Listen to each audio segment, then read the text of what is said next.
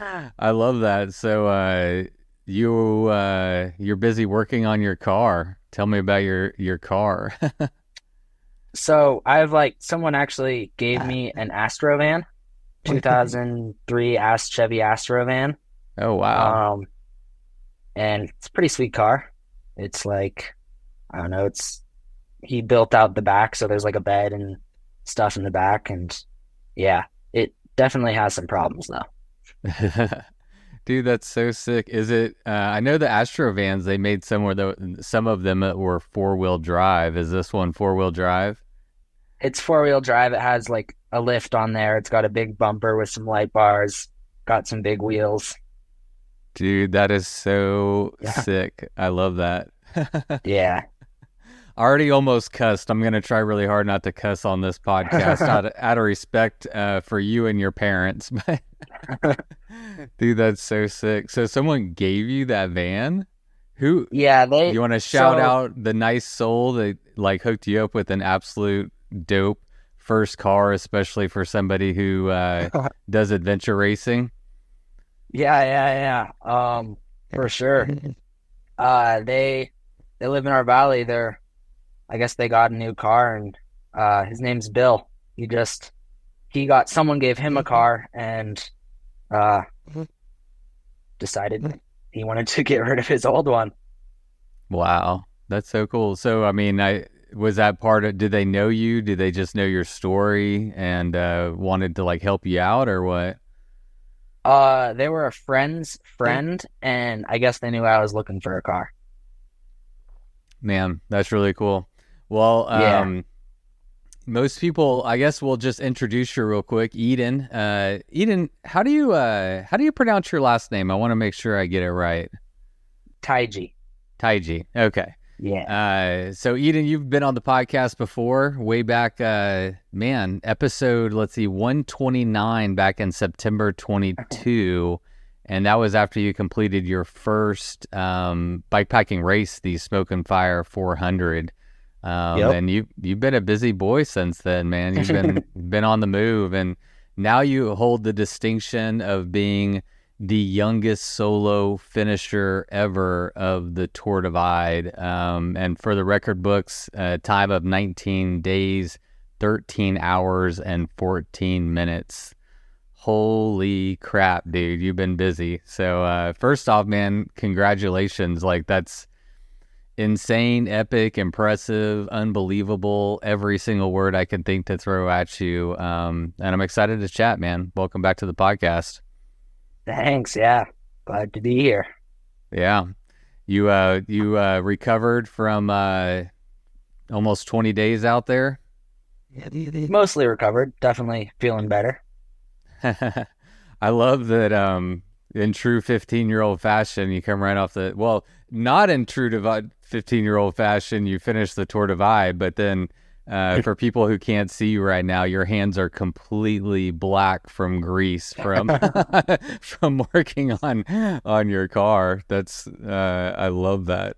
One of the questions I had for you is you're gonna be, when do you turn 16? When's your birthday? Next March. Next March. Man, I think most people at 15 weren't thinking of doing ultra racing. They were only thinking, if you're a boy, you're probably thinking about girls, you're thinking about cars. And I was wondering, man, and when you get that license at 16, do you think you'll still be ripping on a bike, or are you going to switch over to cars? Well, actually, in Idaho, you can get your license at 15. So I already have my license.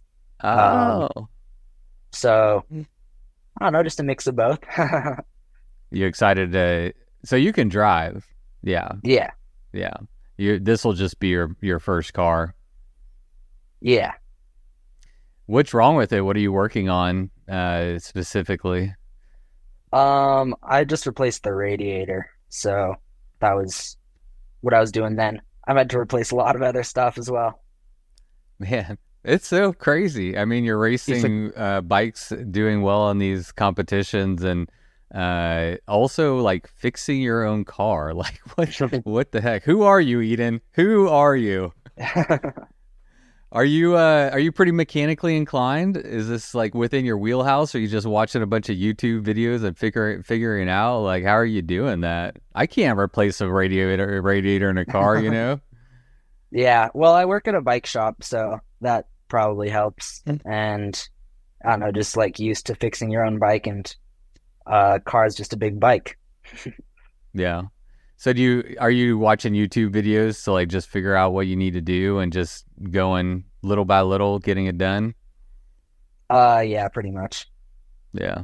That's amazing. What a world we live in. You can just like YouTube stuff and Yeah. figure it out. So, yeah, man, let's catch up with you a little bit. Like I said, you've been on the podcast before. You're in school. Are you going to public school? Or are you homeschooled? And what grade are you going into? I go to a private school in our valley, and I'm going into 10th grade. 10th grade. Okay. I have a 14-year-old daughter that's going into ninth grade this year. So it's wild. Yeah, I just can't even imagine my, 14-year-old daughter going out and doing any of these events, especially the Tour Divide. It's just like, it's mind blowing. I don't even know. What's the reaction been like from the community, from your friends, from your family? Like, are they just like blown away by what you're doing? Yeah, yeah, for sure. We live in like a pretty big biking community, so a lot of people were like following along, and I'll just like see people out on the trails. They're like, "Nice work, you did great." So yeah. Yeah, and I guess I remember from our first conversation, you're still in Idaho, I think, and so there's Jay Petervary, I think, lives close to you, and Yeah. you got Rebecca Rush in the neighborhood-ish of where you live, and so there's got to be something in the water there in Idaho. Like, what do you think it is that's contributing to, yeah, all the athletes? Like, are you inspired by the people around you? Is it just epic riding out there? Like, what's going on there? Definitely some pretty epic riding. And yeah, I don't know. Just sweet trails, sweet mountains. Yeah, a big playground to get into if Yeah, you're into that exactly. kind of thing. Yeah. Yeah. So yeah, we haven't spoke since you did the Smoke and Fire 400. That was your first bike packing race, right? Am I remembering that Yep. correctly? Yeah. Yeah. And now, I mean, just 2 years later, you've taken on and completed, considerably the most challenging event course in our bikepacking circuit. Catch me up to speed, man. Like, what are some other events and stuff that you've been doing over the last 2 years? So after the Smoke and Fire, I went and did JP's Fat Pursuit. So that's like 120 miles on a fat bike in the middle of winter in like West Yellowstone. And then that spring, I did the Stagecoach 400 down in San Diego. And then the following winter, so like this past winter, I did the Fat Pursuit again. I had to scratch from that because it was negative 40. Um, and I got a flat. And then that winter, I also did the Drift 100 in Pinedale, Wyoming. It's another fat bike race. And then pretty much this whole spring, just preparing and getting ready for the divide. Yeah. What I heard that the Fat Pursuit was particularly cold. I mean, it's always going to be cold, but I believe this year was colder than normal. Uh, Yeah, yeah. so you got a flat and just weren't able to repair it? I mean, I know that like even the smallest task in those conditions are absolutely brutal. So what was the thing? Like you said that the flat, were you just not able to repair it, or what happened? So on a fat bike, you're like airing up and down your tires a lot, depending on like how soft or hard the snow is. And we had just gotten onto a piece of, basically we had been pushing for like, I was in a group of little people. We had been pushing for almost 25 miles. And finally we got onto like a groomed trail, and I was pumping up my tire, and the valve core came out with my pump. It had like frozen and then I had to get a pair of pliers and like wrench the valve core out, but I damaged the little rubber seal and I think I cracked it because it was just so cold. So the valve core wouldn't reseal. And just at that temperature, I couldn't take my hands on my gloves to like throw a tube in or do pretty much anything. So I set up my sleeping bag and just like waited, and then someone like ATV with tracks on it came by. I'm like, "Hey, can I get a ride?" How did So you fit yeah. all your stuff on somebody's ATV? It had like a short, like a 2 foot bed almost, and we just stuffed the bike on there. So yeah. Yeah, man, wild. I mean, that is just a crazy adventure. Um, has that been the only event that you've had to scratch from out of all the ones you've done so far? I had to scratch from the Colorado Trail Race last year because I was carrying my bike up a really steep rocky section and hit my knee on a rock and I don't know, hurt it somehow, and it was not too stoked about that. Yeah. I think that's one of the hard things about these endurance sports is like you don't want to exacerbate an injury. I mean, you're still young, but you don't want to take an injury and keep pushing and have it get worse and worse and worse and potentially have future. Oh, my cat's joining us. Get out of here. Yeah, just like prolong that injury and have it like become something bigger. So was that just kind of like an educated decision to just kind of, not exacerbate the problem further than it already was? Yeah, exactly. Yeah, that's pretty smart. Pretty smart. I'm curious, man, like what is it about bike pack racing that appeals to you? Many people, I mean, this is hard no matter what age you are. But like, do you know what it is about these events and pushing yourself and dealing with, weather, freezing, below freezing temperatures and injuries and sleepless nights and all the things that ultra endurance throws at you? Like, what is it that you think is like, yeah, I want to go do that, and I want to do it for 20 days on the Tour Divide? Um, I don't really know. I think it's just like the freedom of being out there and being able to pretty much go anywhere and do whatever you want. You're just on your little bike, just pedaling away. And yeah, I think I guess yeah, it's just the freedom of being out there and just exploring everything. And I mean, when you're in a car, like stuff's going by you at 70 miles an hour. When you're on a bike, you get to really actually like immerse yourself in where you are. Yeah. Did you grow up? I know we talked about this on the first podcast, but just for anyone who hasn't listened to it, did you grow up in like an outdoor family, going camping and all that kind of stuff? Like, what was your like? I mean, you're still growing up, so it's kind of, no offense, but I mean, you're still a kid. You're under 18 years old, so like, what was your childhood like that kind of maybe opened the doors of being more receptive to these types of outdoor experiences? Lots of like a lot of biking, and I did some bike packing with my dad before the smoke and fire, and just like backpacking and hiking and just doing all sorts of stuff. Yeah. And so did you enjoyed it like from a even younger Yeah, age? yeah, exactly. You've been doing it for a while now. You're becoming a veteran in the sport already. What do you think that like your strengths are whenever it comes to these longer, harder races? Like what do you think, yeah, makes you able to take on the hardest bikepacking race in the world? Uh, I mean, sort of just being able to like stay calm when there's a thunderstorm over you and the road is muddy and you don't know what you're doing.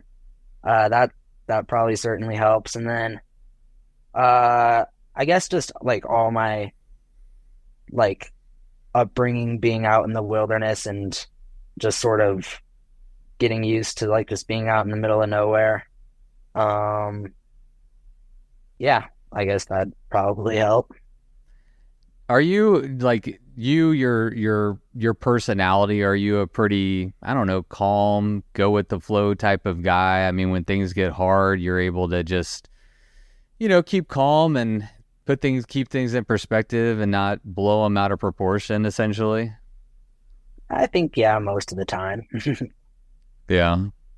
I mean, Yeah. I think you gotta be to like, because no one's gonna do these events and it's gonna be 100% easy, right? Like Yeah, everybody's yeah, yeah. gonna face challenges, and I think that's a big determining factor in success is like how well are you able to keep calm and you know keep keep going. I mean that's it. I mean everybody's gonna have opportunities to check out mentally or to get overwhelmed and quit, but it seems like you have the ability to just be in the moment and be calm. And I guess, yeah, man, like the more you experience stuff, the greater your comfortability is with those things. And so sounds like, yeah, you've just been doing this a while and you might be young, but when did you start? When did your parents like first start taking you out camping? You said your dad, y'all did some bikepacking trips. Like, how long have you been recreating outdoors?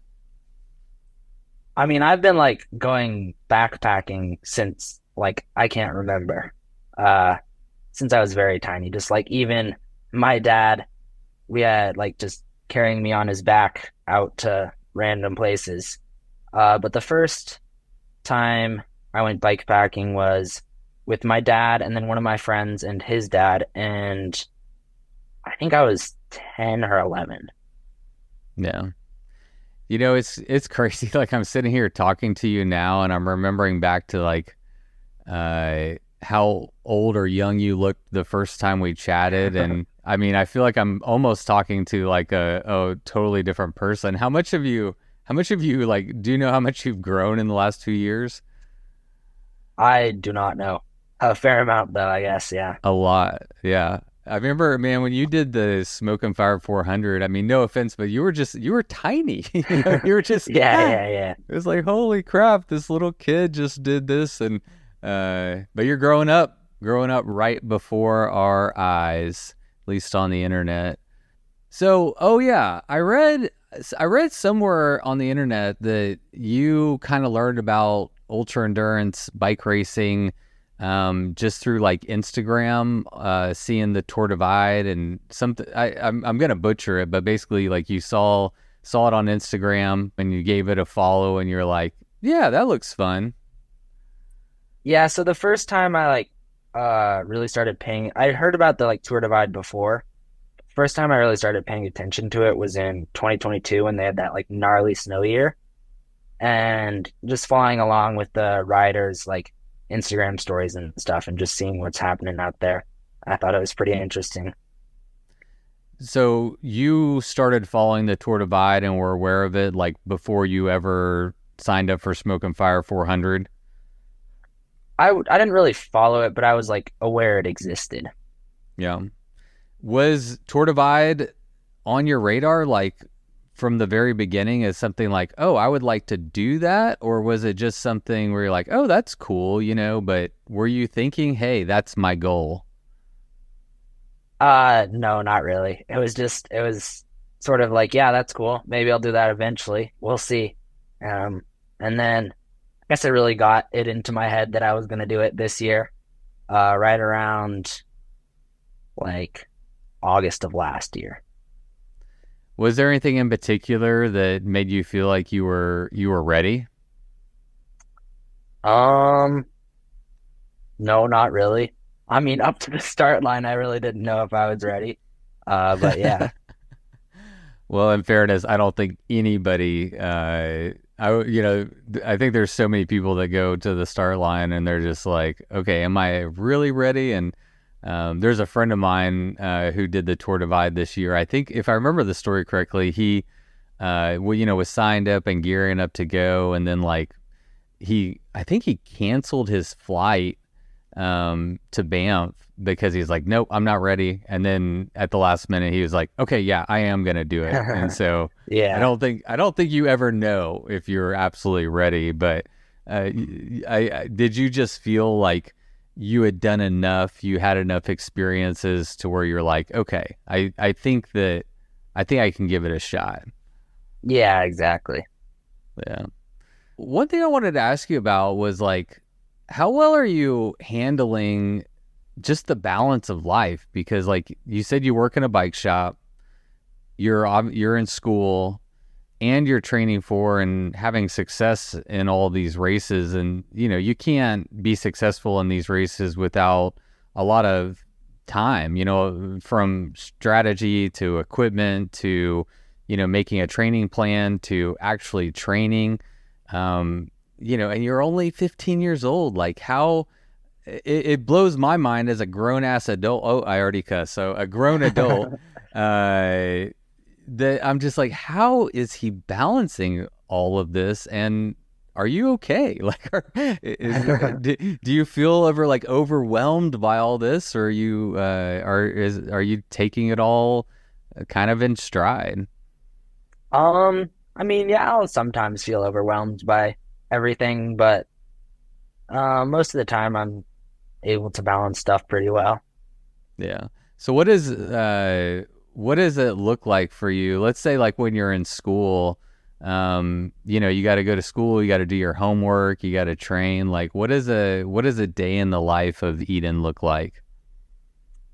Probably get up, eat some breakfast, go to school, and then after school, I'll usually, depending on if it's like in the summer, it's pretty hot here, so I usually try to wait until later to go on a ride. Um, but after school, I'll like come home, eat a snack, and then go for a ride. And then during school, I'll usually only work like after school 1 or 2 days, and then like a full day Saturday. Um, yeah. And are you feeling like just completely burn out ever by all this, or are you more just like energized and so gung ho for it that I don't know, it's just what you want to be doing and how you want to be spending your time? Yeah, no, never really feel burnt out. I mean, I love riding, so it's just, yeah, it's fun. What about school? How you doing in school? I'm doing pretty good. It's somewhat hard to focus on when you're like doing all this other stuff, but yeah, I'm doing pretty good in school. How does being a successful ultra bike pack racer translate to any type of street, quote unquote street cred amongst your peer group? Well, most of my friends also ride, so they like sort of know what it's like, I guess. Yeah, but how many of them are doing this? Not many. Are they pretty blown away, or are they all keeping it like low key, like, whatever, that's just Edyn? I mean, yeah, they're pretty like blown away, I guess, but also it's just yeah, sort of me, I guess. Man, so cool. Well, something else cool that has happened is you're now a writer for Rodeo Labs, right? Mhm. Big deal. Yeah, yeah. That's pretty big. Like I met Steve once, the owner of Rodeo Labs, and I so I don't really know him like personally or anything, but my perception of Steve is that he's very, I don't particular, very selective about the people that he supports. And how did that happen? How did you become a writer? How did you woo Steve into to signing you up, or did he woo you? So I think like the spring of last year, I sent him an email just like, "Hey, I've been looking at your brand. I'd love to like maybe talk about some sort of partnership or something." And then sort of talked with him a bit about that. And then he's like, well, let's see where you are at the end of the summer, and maybe we'll come back to this. And actually, right after I'd scratched from the CTR, I went and showed up at the Rodeo Labs headquarters and talked to him, and I guess that was sort of the like thing that really made it happen. Yeah. Wow. You just showed up unannounced? I had sort of organized. I'm like, hey, I just scratched from the CTR. Do you think I can come and say what up? And yeah. Yeah. I'll have to ask him what maybe push the needle over the edge, but that's super cool, man. I'm excited for you. I'm glad to see that you're getting some support. And I wanted to ask you, so you went with their Trail Donkey 4.0. Yep. Did you select that bike with the Tour Divide in mind? Yeah. So that's a pretty, I mean, if you look across the gamut of, what most people are riding on the Tour Divide, for people who don't know, the Trail Donkey is what I would consider a beefy gravel bike, fully rigid, drop bars. And I mean, Justin S., who won this year, was on a full suspension, full squishy Trek Super Cal, or I think that's what it's called, one of those. Which might be a more traditional type bike for the Tour Divide. And so how well did that bike perform for you on the Divide? I mean, it works great. For most of my experience riding, I was actually riding a rigid mountain bike. So I'm pretty used to, I don't know, picking good lines and stuff. And I feel like there are a lot of the Divide are smooth roads where a rigid bike just does fine. And there are just those small sections that are really rough. And it would certainly be nice to have suspension on there, but so they're like so far apart and so small of sections that I feel like it's not necessarily necessary. So if you were to do the Tour Divide again, do you think you would go with a similar setup, or do you think you would offer something that might have a little bit more, I don't know, suspension? I think, well, one of the nice things about the Trail Donkey is it has just such a big frame, and that gave me a ton of room in the frame space, which was pretty sweet. And that's like one of the things you're sort of sacrificing if you go towards a mountain bike. And I don't know, I think I would probably do it with a fork. I don't know if I'd go full suspension though. Yeah. And they make those new like low travel suspension forks kind of geared for a gravel bike. So maybe throw that on there, something like that. Mm-hmm. Yeah. That's cool, man. You decided in August of 2023, you said that you were going to take on the Tour Divide. How much did you have to talk your parents into that that idea? I mean, at this point, obviously they're getting somewhat comfortable with you being out there maybe, but Tour Divide is a whole nother beast. So what was that conversation like? I guess it was sort of just me like, hey, I'm doing this, whether you like it or not. And yeah, they're comfortable with me being out there, and I don't know, they were a little bit worried, but yeah. Whether you like it or not, I don't believe that. I mean, I really I guess I signed myself up for it once I got the support from Rodeo Labs. I was basically like, hey, if you give me a bike, I'll do the Divide on your bike. And so I guess that was just part of the agreement, which I don't know, yeah. So was your dad in that conversation with Steve about, so was he already kind of in the loop as to what you were already thinking? Yeah. Yeah, I got it. How well are how well are your parents tolerating I don't know how well but how well do you think that they're tolerating the emotional stress and burden of their kid out there, in the wilderness. I mean, you're exposed to the weather, wildlife, people, and that's got to be hard on any parent. Like, how well are they managing that, do you think? I think pretty well. I mean, like when I was out there, I'd check in quite a bit, whether it was like with the satellite phone or just give them a call when I had service. How often were you So checking yeah, in?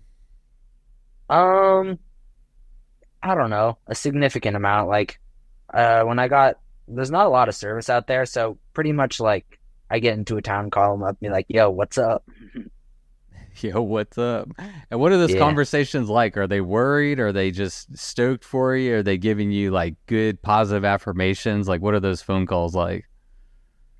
Um, I don't really know. They don't seem too worried when I'm on the phone with them. Uh, but I don't know. It's just sort of like when you're riding, you just have so much time to think about stuff that it's nice to talk to people sometimes. So it's just sort of whatever comes up, I guess. Yeah. I was gonna ask you about that. What about, yeah, how well did you handle like loneliness out there? And I mean, were you mostly riding in a group most of the time with other people? That's one of the advantages of not being on the pointing end. When you're on the pointy end, I mean, you're definitely just gonna mostly be out there by yourself and never see anyone. So were you mostly riding with people, or were you out there alone most of the time? Well, up in Montana, I was sort of I rode with like the same guy for almost 3 days straight when it was like raining and snowing a ton, just because it was rather nice to ride with people. But then more south, I was sort of like in a group of people, but we were all spread out like I don't know, 50 miles apart or something. So I'd like occasionally see people. I didn't really ride with too many people after like Wyoming though. Do you get lonely? Do you get scared? Um, I mean, yeah, I was certainly lonely out there, but uh, I don't know. It's just part of it, I guess. How do you deal with it? What do you do whenever you're? I mean, do you just Uh, listen to podcasts? Like, what do you do? yeah, yeah. I had like a big playlist, this big Spotify playlist, and then podcasts and audiobooks, and yeah. Give us an insight. What podcasts do you like to listen to? What audiobook? What were you listening to on this year's Tour Divide? Um, let's see, podcasts. I listen to like I think it's called Ask a Cycling Coach. It's about like all sorts of training stuff because I do cross country racing, so that's sort of Dang. what I'm like focused on right now. Um, so that also some like podcasts about like true crime podcasts Oh, and I just love sort of true like crime. yeah, just sort of stuff that sort of captivate me, I guess. Have you ever listened to Shit Town? I don't think so. Dude, listen, check that one out. That's my favorite true crime podcast. Yeah. It is freaking wild. There's some good ones out there though. What about books? What books or book did you listen to? So someone gave me my like or their Audible login right around like Wham Sutter, so about halfway. And I listened to The Long Walk, and then I listened Oh, Stephen to King? Actually, no, not it the Richard it's the Bachman. one yeah, from the like guy that walked from the Siberian like gulag all the way down to India. And then Oh, it's like a true story of like a guy that I don't know, he was this Polish guy in like the Polish army, and then he got captured by Russia and got sent off to like a labor camp or something and walked all the way from like northern Siberia to India. oh wow. And then yeah, the other books I listened to like And There Was Light. And then I did listen to a few Stephen King books. Um, I don't know. Yeah, a lot of books. What's Stephen King? I don't read much of him anymore, but I think I've read just about every Stephen King book. I think it was like the Eyes of the Dragon or something. Oh yeah, I read that one. Yeah. Yeah. Yeah, I remember that one. That one's good. He wrote another book. Stephen King wrote under a pseudonym, Richard Bachman, and he wrote a book called The Long Walk. And so that's Hmm. one I thought you were talking about, which is it's actually one of my favorite Stephen King books. It's a short story for him. It's a short story, Uh-huh. so maybe cue that one up if you're looking Yeah, for yeah. some more content on your next one. So, give us an insight. Like, let's talk about the 24 hours leading up to the Tour Divide. Like, what is going through your mind? What are you concerned about? Are you just excited to get out there? Like, what is that? What are those moments like just leading up to the Divide? I don't know. You're like so nervous until you actually get riding, and then once you get riding, it's sort of a wave of relief. But just nervous about everything. Like, can I do this? Like, what's gonna happen out there, I guess. You're just sort of thinking about like every possibility. Anything in particular scare you, worry you about? I mean, wildlife, weather, the distance, any of that, I mean, there was like ride? a there was a winter storm watch for Butte, Montana. So that was like somewhat worrying. So yeah, that was probably one of the main things. Yeah, but you've had some. I mean, you live in Idaho, so yeah, I have to think you have a fairly high comfortability with like cold weather. You've done Fat Pursuit, and you mentioned another one that you did in pretty cold conditions. So, um, what's scary about the cold weather riding? I guess that just sort of like I had a pretty significant kit, but I mean, when I'm doing like the Fat Pursuit or something, I have a 0 degree sleeping bag.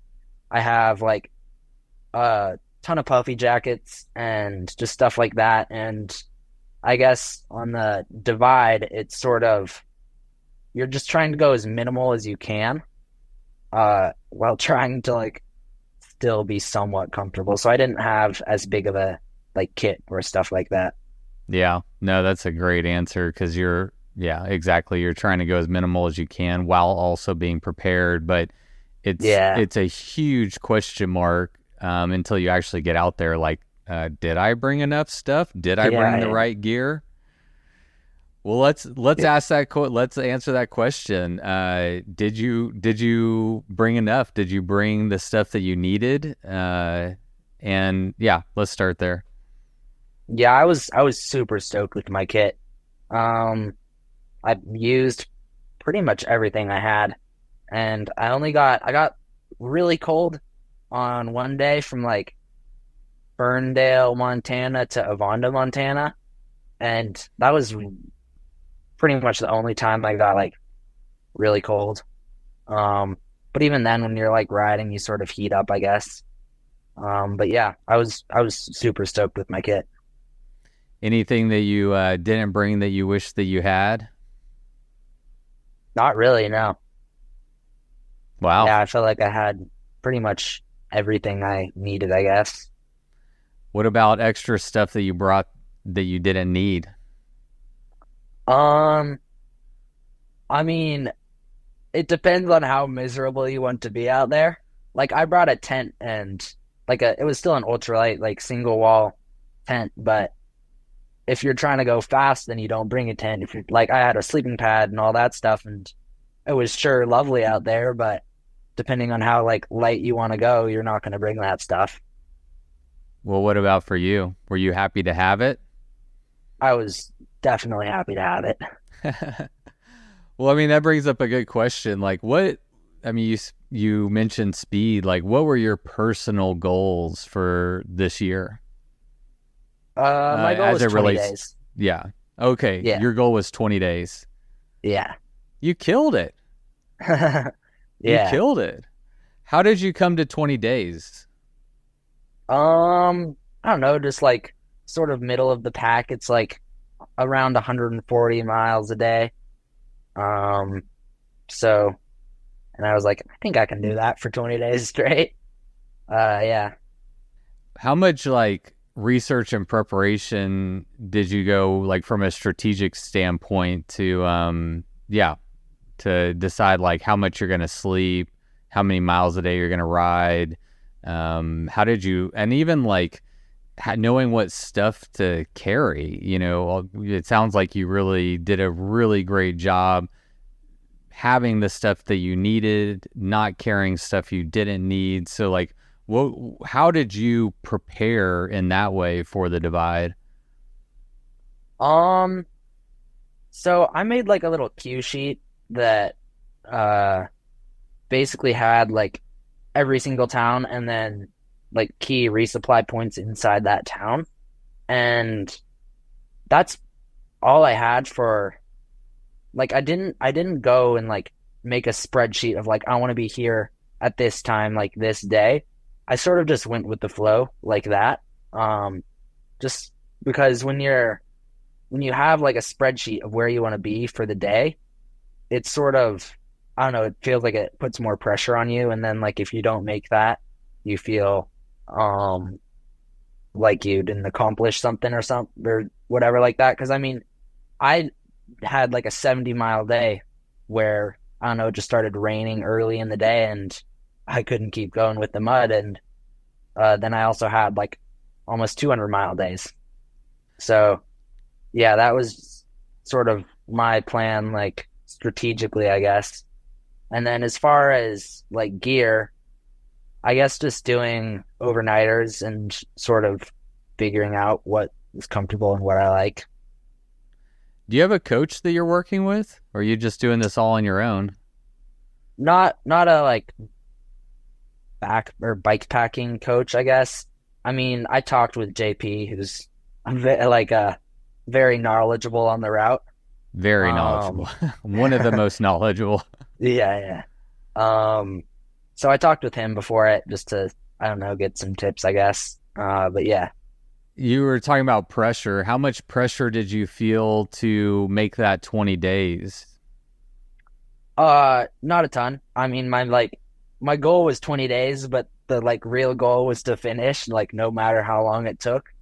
So, like if I was feeling terrible, I would have stopped for like a full day to rest before like scratching or something. Just because the main goal was to finish. And what about being the youngest rider to complete it? Did you know that you would potentially be the youngest rider to ever complete the Tour Divide going into it? And if so, like how much of that was important and how much did that matter to you? Um, yeah, I knew I was like, yeah, gonna be the youngest to solo it going into it, but I don't feel like it wasn't like too important to me. I mean, it's pretty cool, but yeah. Yeah, it's really cool. Yeah, and you brought up I think I misspoke.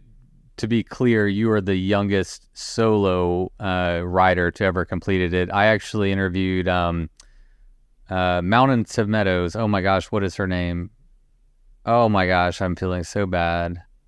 I interviewed her for the podcast. It's so bad when you just know people by their Instagram name. Scarlett, and her dad. God, what was her dad's name? All right, well, I got one of them right, but Scarlett and her dad, I believe she was 13 when they completed as a pair.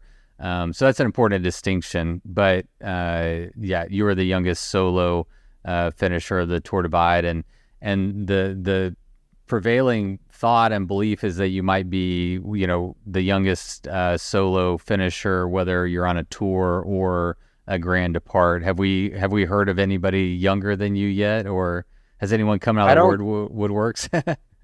I haven't heard anyone younger who's soloed it. But yeah. Freaking amazing, dude. How did it go? Did you have any major mechanicals? Like you said, you're just going to take it in stride. If you had to take a day off, your knees bothering you, physical reasons, you're throwing up on the side of the trail, anything like, did you have any major issues like that you had to overcome? So I only had two mechanicals, which was really sweet. It was only like two flats up in Montana. And other than that, it was like a very, very clean run, I guess. Um, and up in Montana, my knees were also like hurting quite a bit.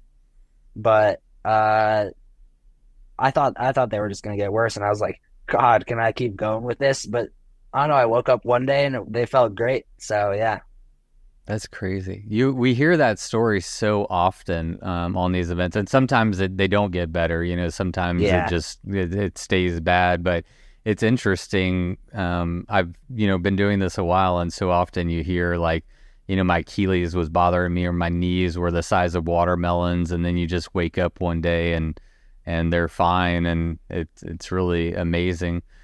One thing I remember from our original conversation, I believe that you eat a very clean and healthy diet. Is that right? yeah. I eat mostly like organic food, I guess. Yeah.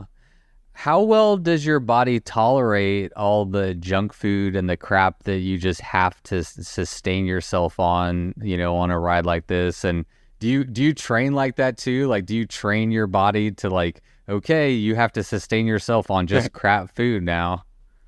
I didn't really do any like training my body that way, I guess, and it actually did surprisingly well. I was feeling good and like energetic. I didn't really feel sick, uh, pretty much at all.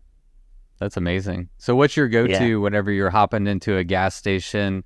Not a sit-down meal, but just like, you're just, because there's so many gas station stops, right? Like, what are you grabbing in a gas station? In a gas station, probably get some bars and then like see whatever they had, like frozen burritos, or if they had any like pre-made burritos or stuff like that, like hot burritos. Um, so yeah, that was, I guess, what I'd go for in gas stations. Yeah. Yeah. The frozen burritos, would you just take them frozen and let them warm up on their own so you'd eat them later? Or? Well, a lot of gas stations will have like a microwave, so I do that sometimes. But then, yeah, down in New Mexico, it was hot enough where I could stuff a frozen burrito in my frame bag and it'd be uh nice and warm by like a couple hours. Yeah. Burrito for the road, something for later. Yep. Let's talk about sleep. Like, what was your sleep strategy? You mentioned you brought a tent. Did you do hotel camping as well? How did you decide when where you were going to sleep, and also like how much were you sleeping every night? Going into the divide, I was like, okay, I'm gonna sleep 6 hours every night. So I'd like stop riding at 10:30 at night, like be sleeping by 11 and then wake up at 5 and be riding by 5:30, I guess. So that was sort of like my strategy of sleep going into the divide. And up in Montana, I slept in quite a few hotels because it was just so cold and wet. It was nice to like at the end of the day dry your stuff out, I guess. Yeah. But then more south, I pretty much started camping most nights. What's your preference? Um, it depends. Like I'd rather sleep in a hotel than sleep in, I don't know, a ditch somewhere. But I'd rather sleep like on like a starry, like out in a starry field with like tall grass and everything, than like a like dark, dingy hotel. For sure. Any what's the craziest place that you slept? Did you have any like wild camping spots? Um, there was this one night I had just gotten to like Abiquiu, New Mexico, and I got there around like 6 o'clock or 6 p.m. And I wanted to keep going because it wasn't a very big day. And I started climbing and I like saw just this like massive thunderstorm coming up and it avoided me for the most part. And then I started to feel some rain. I'm like, okay, I need to look for a camp spot now. And I got super, super lucky. I like found a nice flat spot where I wasn't gonna get like flooded out by, I don't know, whatever flash floods happen. And right when I set up my tent and got everything in it, it just started dumping rain. And then you just were happy in your little tent. Yeah, exactly. Happy and warm. Yeah, good timing. Were there like man, that alarm goes off every single day at 5:30. What's your mentality when that alarm goes off? Are you like, oh man, I don't want to do this again. I can't believe I'm about to hop on my bike. Or are you just like, oh, time to go? Um, I don't know. It depended on the day. Like, there were definitely some days where I did not want to get up, and I don't know. Most of the time, it was just like, all right, it's time to get going. The faster I do it, the faster I'll be able to sleep in my bed. Yeah, that's a good point. Get it over with. But Yeah, it's easy to say right now. It's much harder to do, halfway through the race when you're already sleep yeah, deprived yeah, and tired and your body's like, no, thank you, not again. yeah. Did you have any low points? Did you have any points where you're just like, I don't know, maybe ready to quit, ready to throw in the towel? Like, what the heck am I doing out here? Yeah, definitely. Up in Montana was probably like the closest I got to quitting, I guess. It was just dumping rain and I got super cold. And up there you're only like a few hundred miles in and you're like, gosh, I have to do this for 20 more days. Yeah. Um, so that was, yeah, I guess the closest I came to quitting. And then there was also down in New Mexico, like in the Gila Wilderness, it was like some gnarly afternoon thunderstorms where the road just got super muddy, and I didn't really come close to quitting because you're so close, but that was definitely pretty miserable. Do you have any tips or tricks? Like, what do you do whenever you're at a low point? Like, where do you go in your mind? What do you do to motivate yourself to keep going instead of making the call? I mean, just keep pedaling, I guess, just because there's nothing else you can do. Yeah, just keep pedaling and you'll eventually feel better. Just knowing that it's not going to last forever. Like it has to end sometime. So yeah. Yeah. I think that's got to be the most important perspective to have. But, again, it's so easy to like talk about, but it's very difficult in the moment, especially like in Montana when you're like, I have 19 more days of this, Yeah, like yeah. how am I going to do this? And do you question like, do I even want to do this? Yeah, definitely. Yeah, yeah. I mean, just keep pedaling. Pretty much what I said to myself. And does that just come from your experience? Again, you've been doing these events for a while. Like, have you just learned that through experience? Like, there's going to be highs, there's going to be lows, and that's just part of it. Yeah, and also just talking to like Jay and other people who had done the route before, because there's always going to be low points, and it's just something that comes with riding the divide and pretty much any other bike packing race, I guess. Yeah, absolutely. Let's talk about some highs. What's like your personal highlight reel from the Tour Divide? What are some of the experiences that really stand out to you? Um, I think my favorite day was like the first day because it was before all that like gnarly weather rolled in.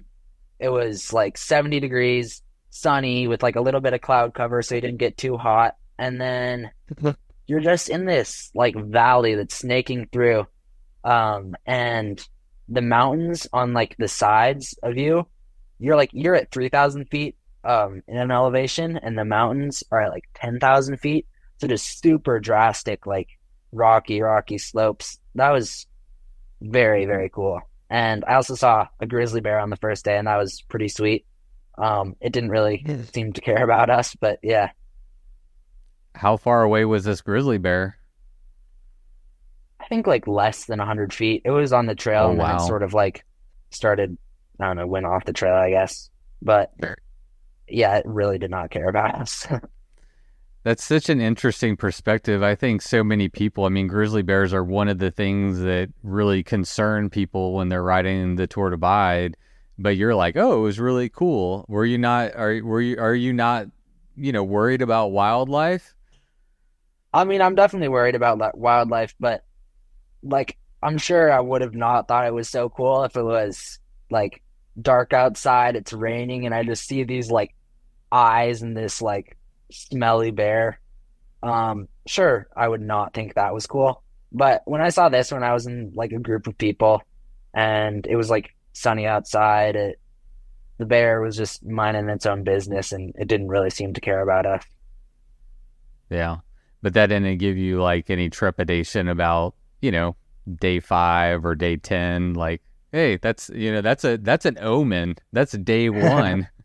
Yeah, yeah. I mean, sort of. And then I also like had heard like the group of people I was bouncing around. I talked to the like people there a lot, and some of them were like, "Yeah, I just saw a bear," and they're like 20 minutes behind me. And I'm like, "Oh, lovely." There was this one guy where he was climbing. I think it was Fleecer Ridge. That's a pretty long climb up to the top of Fleecer Ridge, and uh, I was climbing that like right around sunset, so it was getting darker. And this guy came from behind me. He's like, "Did you see that bear back there?" I'm like, "No." They're out there, man. They're out there. Yeah. Do you have any other like crazy wildlife encounters? Um, Not really. I saw a buffalo going into like the finish. It was the most random thing. It was just like a wild buffalo just cruising. It like down towards Antelope Wells? Yeah, it was on the highway to get to Antelope Wells. What the heck? Yeah, that is random. Yeah, Are you sure you saw it or did you just hallucinate it? pretty positive I saw it. And then there were signs on the side of the road that were like, "Watch out for buffalo." Okay, so it was real. Unless you hallucinated the signs too. I'm just kidding. Yeah. Yeah. Well, what about hallucinations? 6 hours of sleep is on. I mean, we saw Lachlan do 6 hours of sleep and obviously perform really well. Did you fight any hallucinations or sleep deprivation, or was 6 hours of sleep a good number for you? I think 6 hours was definitely a good number for me. The only time I really like felt really sleep deprived was on like this second to last and last day where I didn't really get very much sleep at all and just sort of rode as far as I could. But you're so close to the finish, you don't want to stop and sleep. So why were you pushing it so hard at the end? Were you just trying to make that 20 days, or just you wanted it to be over? Why were you pushing a little bit harder? Yeah, just want to finally be done. I guess that was the main thing. I was sort of like was like, oh dang, I could like make this 20-day mark, and I guess that was sort of a like encouragement, but I was mostly just wanting to get it over with. Yeah. Were you having fun out there? How much was it fun and how much was it suffering? It was definitely fun. It was very, very fun. But there were also some not so fun points. Yeah. What was your favorite state? And let's do least favorite, not to call out any states, but and a lot of it's like weather dependent and how you're feeling, so it's not representative of just the state. But what was your favorite and least favorite state to ride through? I think my favorite state was probably Colorado, just because you're up high and really, really smooth, fast roads and just like some really beautiful scenery. And then my least favorite state was either Montana because of the weather or New Mexico because of the terrain. New What about Mexico was yeah, tell me about New very, Mexico. very, very rough. Um, this year they added like two, yeah, two continental divide sections. So it's like a backpacking trail and you're riding on it on your bike. And it was very, very rocky and rough. Yeah. That one of the times you might have liked to have a little suspension. Yeah, exactly. What did you think about the new? I mean, you didn't ride it prior without the CDT sections, but what did you think about that new addition? I thought it was a very interesting addition. Um, I mean, yeah, I didn't really get to experience the previous route, so I don't really know what you're bypassing, but I'd talked to some people who had ridden the previous route, and they were not too stoked about those sections because they're like, it's bypassing a smooth gravel road. It's like, oh, great. So did you embrace the suck, or were you, yeah, how did you deal with them? I mean, yeah, just sort of just try to enjoy it, I guess. Yeah, Was it just the technical factor of it that made it so challenging? yeah, it was yeah, it was just the trails were so overgrown because I think what happens is like the people who are actually hiking like the CDT, they start early in the spring down in New Mexico and then finish like around like June up in or up in Canada. So the trail was like really overgrown. Like not a lot of people had hiked it. So there was this one point where you're just like riding through a field. You have no idea where you're going. You're just like, great. Do you ever get lost? Um, Not like detrimentally lost. Um, but yeah, I like made a few wrong turns. I'm like, oh, dang it.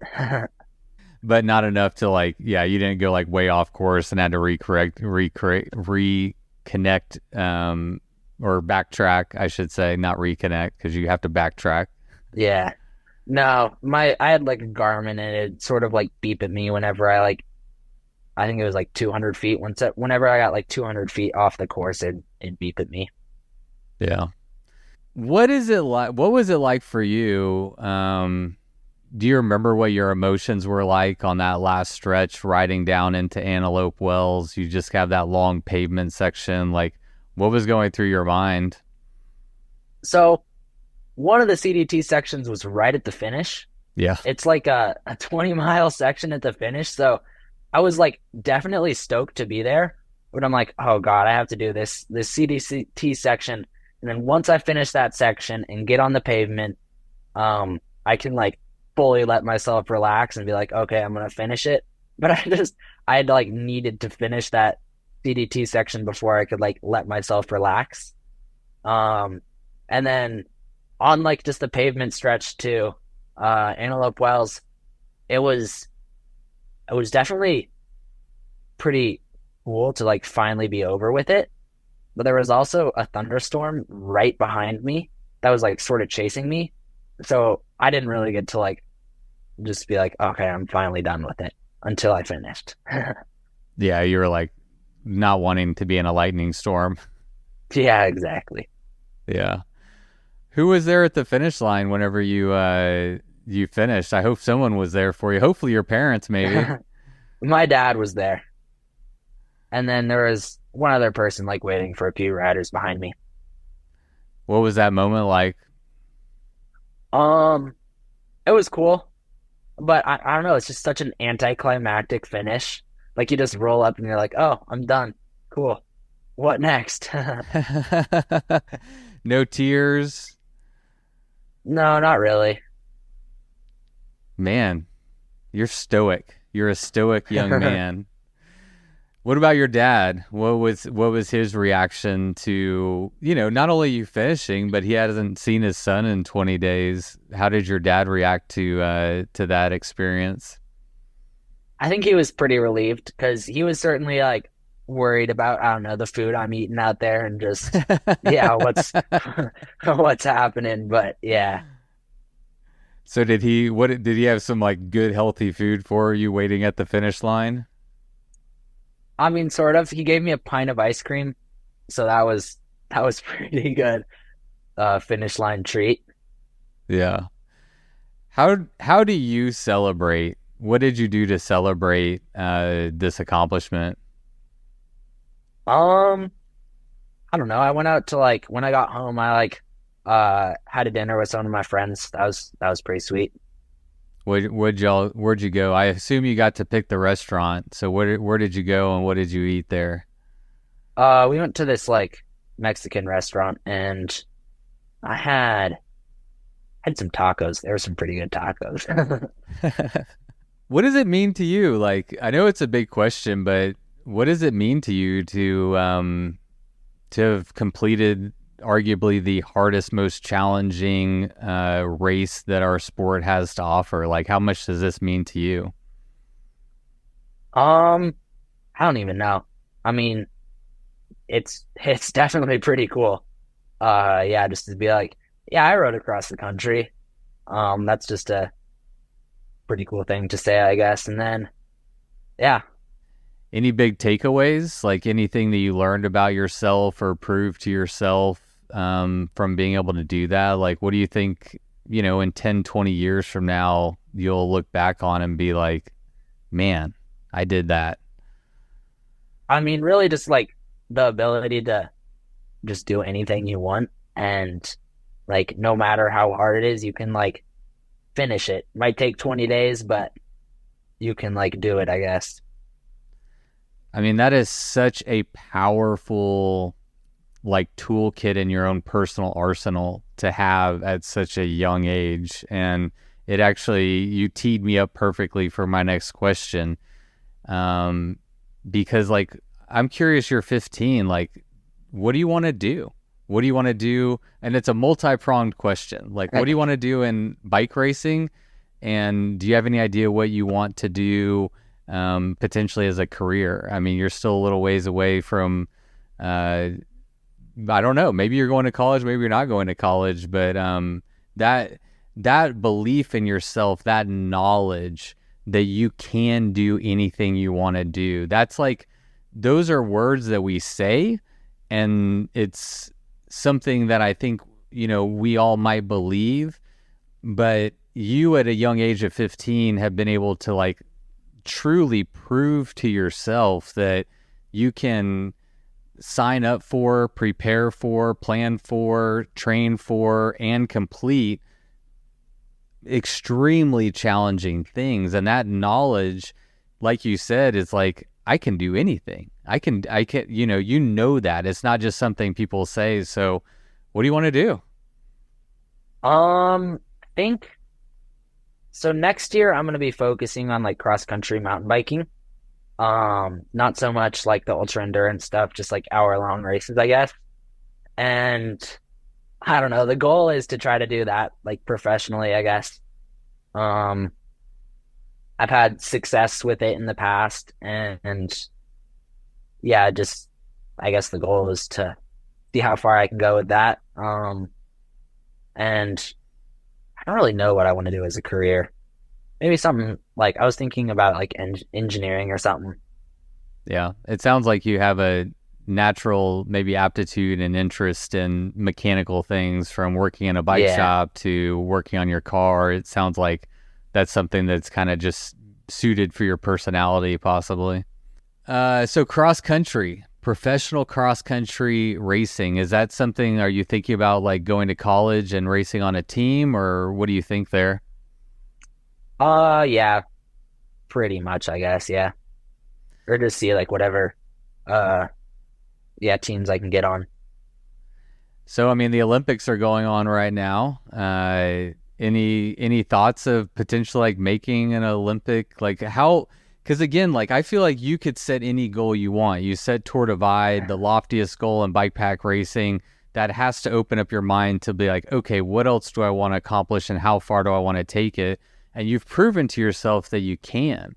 So, do you have any other like big goals, like an Olympics, or what are you thinking? Olympics would be pretty sweet. Yeah, I know. We'll see what happens, I guess. Yeah. I mean, that's the timing is interesting. It's 4 years from now, right? So you'd be Yeah. 19, you'd be about 19, 20 years old, and when the next Olympics runs around. So are you watching the Olympics, the cycling Olympics? Yeah, I think they're actually cross country mountain bike is happening like right now, or at least today. Yeah. Yeah. I watched the women's, I believe it was yesterday or the day before. I watched them. What do you think about that Olympics course? Have you seen it yet?